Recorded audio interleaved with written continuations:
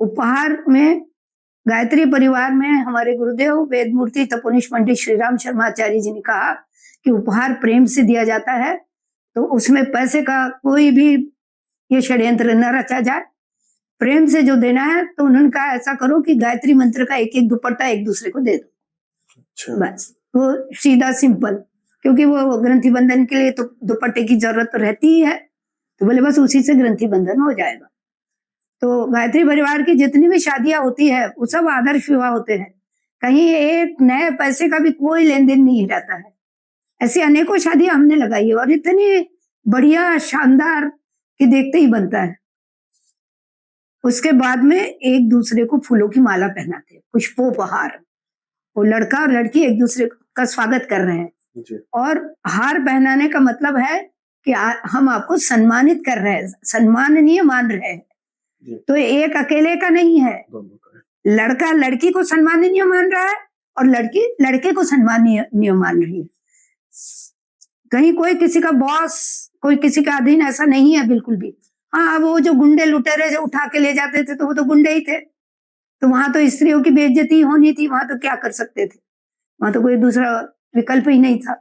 तो उस जमाने में ऐसे ही होता था, हम लोग संगठित नहीं थे, इस कारण से झेल लिया, पर अब सुधर जाना चाहिए। उसके बाद में फिर हस्तपीत करना, हाथ वो पीले किए जाते हैं।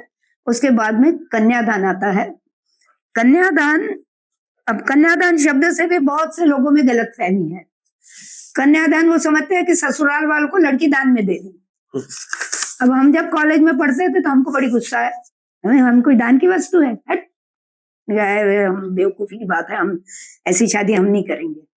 तो उस समय दिमाग में यही मानस था कि अपन तो कोर्ट में जाके करेंगे अगर शादी करनी होगी तो, हिंदू विधि से नहीं। कन्यादान काहे को चाहिए, हम कोई दान देने लायक है क्या, हम कैसे ही है क्या फालतू।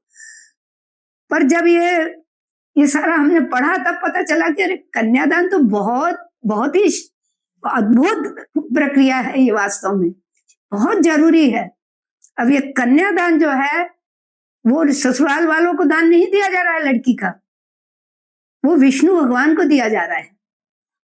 कन्या विष्णु भगवान को दान में दी जा रही है। अच्छा। विष्णु भगवान क्या मालूम है, सृष्टि 3 शक्तियों से चल रही है, ब्रह्मा विष्णु महेश। ब्रह्मा यानी क्रिएशन की शक्ति, निर्माण की शक्ति, विष्णु विकास की शक्ति और महेश वो नाश की शक्ति। नाश यानी जो निरर्थक हो गया उसको नाश करना ही पड़ेगा, ब्रह्मा विष्णु महेश। अब विष्णु जो है विकास का क्रम, अब ये जो लड़की है अभी तक तो घर में कुंवारी लड़की थी, पर जब विवाह करके जाएगी ससुराल में तो विकास के क्रम को ही चलाएगी। वो घर की सब व्यवस्था संभालेगी, जिम्मेदारी संभालेगी, संतानोत्पत्ति करेगी, उनको संस्कारित करेगी, उनका लालन पालन करेगी, तो विकास का क्रम ही चलेगा। तो विष्णु भगवान को वो दान में दी जाती है। ये कन्यादान का जो संकल्प है वो मैं पढ़ के सुना देती हूँ तो ख्याल आ जाएगा। उसके बाद में सुस्नाताम यथाशक्ति अलंकृताम गंधादि अर्चिताम वस्त्र युग छन्नाम प्रजापति दैवत्याम शतगुणीकृत ज्योतिष्टोम अतिरात्र शतफल प्राप्ति। हम ये कन्यादान क्यों कर रहे हैं उसका कारण बतलाया है। प्रजापति दैवत्याम शतगुणीकृत ज्योतिष्टोम अतिरात्र शतफल प्राप्ति कामोहम।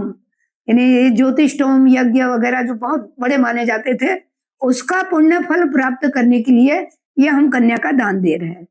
और फिर वो आगे उस लड़के का नाम ले रहे, फिर कहते हैं विष्णु रूपिणे वराय, विष्णु रूपी वर को, विष्णु रूपिणे वराय भरण पोषण आच्छादन पालन आदि नाम स्वकीय उत्तरदायित्वम भारम अखिलम अद्य तव पत्नीत्वेन तुभ्यम अहम संप्रददे। यानी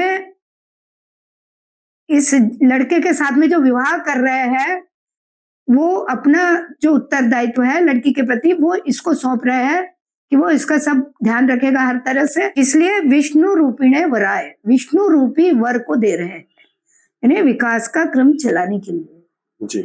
तो ये बहुत बड़ी बात है इसमें।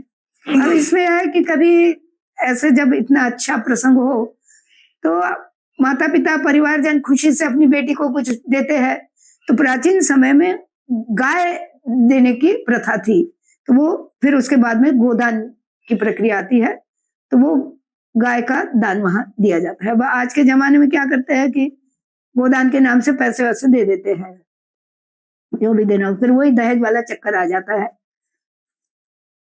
और उसके बाद में फिर मर्यादाकरण। भाई वो कन्यादान तो कर दिया, पर भाई तुम चाहे जैसा व्यवहार करोगे वो नहीं चलेगा। हम दे रहे हैं लेकिन आपको सही ढंग से उसके साथ व्यवहार करना पड़ेगा। तो उसमें वो लड़के से जो कन्यादान करने वाला है वो संकल्प कराता है उसको